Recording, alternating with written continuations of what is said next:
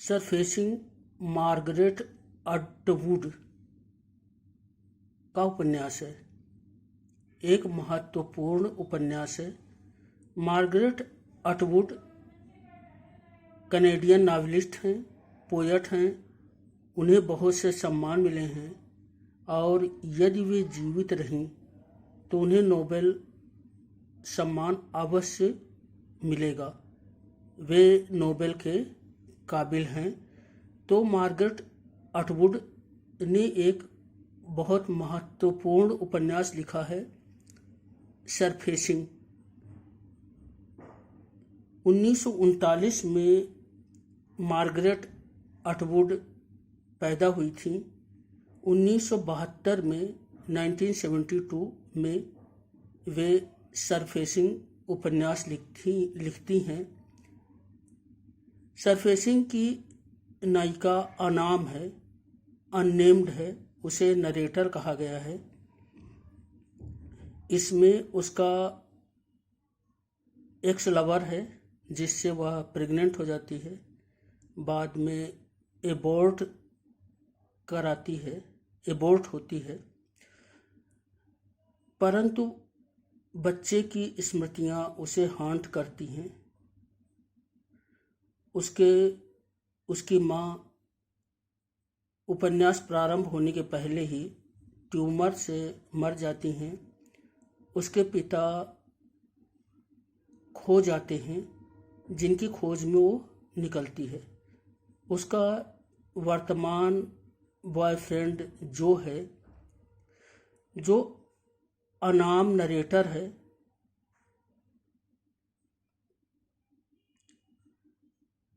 वह अपने पिता की खोज में निकलती है और पिता की खोज उसकी अपनी खोज हो जाती है। तो इसी खोज पर ये आधारित उपन्यास है, जिसमें बहुत सारे प्रश्न हैं, बहुत सारे विचार हैं, फेमिनिज्म है और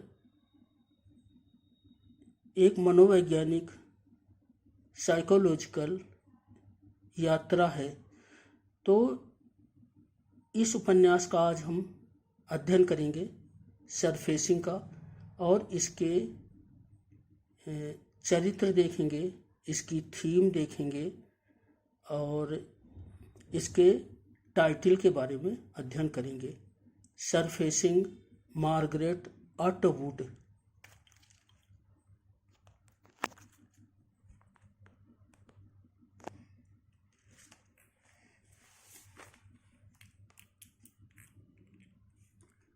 सरफेसिंग मार्गरेट अटवुड, नवंबर 18, 1939। मार्गरेट अटवुड नवंबर 18, 1939 में पैदा हुई थी। Canadian novelist, poet and literary critic. Booker prize twice, इन्हें 2 बार बुकर प्राइज मिला है। Franz Kafka award, princess of Asturias award, some works, the handmaid's tale, cat's eye, the blind assassin, the testament, surfacing, the edible woman. तो the edible woman इनकी बहुत प्रसिद्ध है। The handmaid's tell भी बहुत ही प्रसिद्ध है और सरफेसिंग का हम अध्ययन कर रहे हैं, जो कि 1972 में पब्लिश हुई थी। Surfacing, Atwood's second novel, published in 1972। Title, narrator's journey to discover father turned into her journey of self-discovery. Narrator's journey to discover her father turned into her journey of self-discovery। यानी जो narrator है, उसकी जो अपने पिता को खोजने की जो उसकी यात्रा है, वो खुद उसकी खोजने की यात्रा अंतर यात्रा में परिवर्तित हो जाती है। Painful truth and memories came up to surface and overtakes her। तो उस अंतर यात्रा में उसके बहुत सारे पेनफुल ट्रूथ, कष्टपूर्ण सच्चाइयाँ, स्मृतियाँ, उसके अंतर मन के सतह पर आ जाती हैं और वे उसको अभिभूत कर लेती हैं और इस तरह एक ढंग से उसका विरेचन या पर्जिंग हो जाती है। Theme: separation, feminism. Separation: Quebec is a separated in English and French speaking population. तो अब कनाडा में उसकी ज्योग्राफी और उसके जनसंख्या का अध्ययन करें तो पाएंगे कि क्यूबेक में फ्रेंच बोलने वाले और इंग्लिश बोलने वाली लोगों में एक अलगाव है। काफ़ी बड़ी संख्या में लोग फ्रेंच बोलते हैं और काफ़ी बड़ी संख्या में लोग अंग्रेजी भी बोलते हैं। पॉपुलेशन यानी फ्रेंच स्पीकिंग पॉपुलेशन और इंग्लिश स्पीकिंग पॉपुलेशन में एक सेपरेशन है। Separation between animal, plant and human tendencies. तो जब आप सरफेसिंग पढ़ते हैं, जब हम सरफेसिंग पढ़ते हैं तो उसमें जो अनाम नरेटर है वह जानवरों की तरह व्यवहार करने लगती है। यानी कि जो जानवर हैं, जो पौधे हैं और जो इंसान हैं, सभी क्या हैं, जीवित या जीव हैं और उनमें एक अलगाव है। Joe comes to meet narrator, the narrator sees him from the forest, she thinks that Joe still loves her, the novel ends. तो जब नावल के अंत में ये दिखाया जाता है कि जो कुछ स्वस्थ हो जाती है और नावल के अंत में दिखाया जाता है कि नरेटर कुछ स्वस्थ हो जाती है और उसका बॉयफ्रेंड जो है उससे मिलने के लिए फिर उस आइलैंड पर आता है। उस आइलैंड के जंगल में नरेटर होती है और वहाँ से वो जो को देखती है।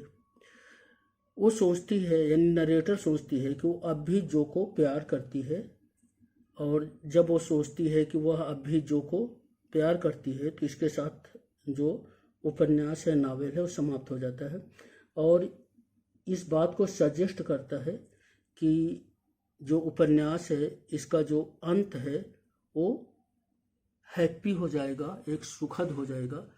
ये उपन्यास की में जो नरेटर की अंतर यात्रा है वह एक अच्छे मोड़ पर पहुंच जाएगी।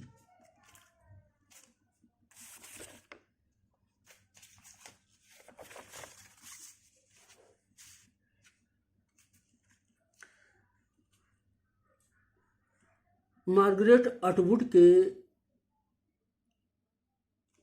अमर उपन्यास सरफेसिंग 1972 के चरित्रों के बारे में, कैरेक्टर्स के बारे में अध्ययन करते हैं। 01 द नरेटर। इसका सबसे प्रमुख कैरेक्टर है नरेटर, अननेम्ड, कोई नाम नहीं दिया गया है। प्रोटगनिस्ट एन आर्टिस्ट, तो नरेटर आर्टिस्ट है। द गर्ल फ्रेंड ऑफ जो कि वह गर्लफ्रेंड है। The x beloved of fake husband, तो एक चरित्र आता है फेक हस्बैंड, उसकी ये जो है पूर्व लवर या बिलवेड है। She became pregnant and was aborted, वो एक्स हस्बैंड से प्रेग्नेंट हो जाती है और उसका अबॉर्शन हो जाता है। Her mother was died and father was lost, उसकी माँ का उपन्यास प्रारंभ होने से पहले ही निधन हो जाता है, उसके पिता खो जाते हैं। शी सर्चिंग हर फादर, वह अपने पिता को खोज रही होती है। तो पहला जो कैरेक्टर है वो द नरेटर है और सबसे महत्वपूर्ण चरित्र है जो नरेटर्स बॉयफ्रेंड है। दूसरा जो महत्वपूर्ण चरित्र है जो है नरेटर का बॉयफ्रेंड है। 3 fake husband, narrator's x lover. 4 अन्ना, narrator's friend, David's wife, board इन मैरिड लाइफ। तो चौथा कैरेक्टर अन्ना है, ऐना नरेटर की दोस्त है उसके बॉयफ्रेंड जो के दोस्त डेविड की पत्नी है। David 05 David a teacher and film maker making a film with जो रैंडम सैम्पल हस्बैंड ऑफ एना। तो डेविड एक फिल्म बना रहा है रैंडम सैम्पल। डेविड टीचर है, फिल्म मेकर है और जो का दोस्त है, उसकी पत्नी का नाम एना है। Paul 06 the friend of narrator's father. Paul narrator के पिता के दोस्त हैं और नरेटर जब अपने पिता की खोज में निकलती है तो वो पॉल से मिलती है। 7 madam Paul's wife speaks only French. Madam जो है वो पॉल की पत्नी है और केवल फ्रेंच बोल सकती हैं। वे अंग्रेजी नहीं बोल पाती हैं, इंग्लिश नहीं बोल पाती हैं। 8 इवांस एक्सपीरियंस्ड गाइड। तो इवांस जो है वो एक्सपीरियंस्ड गाइड है, बहुत अनुभवी गाइड है और झील में जिस आइलैंड पर नरेटर के पिता रहते थे तो वहाँ इवांस नरेटर को ले जाता है। Evans experienced guide. 09 narrator's father missing. Narrator के पिता हैं जो कि गायब हो चुके हैं। 10 narrator's mother died of brain tumour before the novel begins. Narrator becomes like a mad person. She removes clothes. She begins to behave like animals. She eats grass roots without washing. She gets an illusion that she is pregnant with Joe.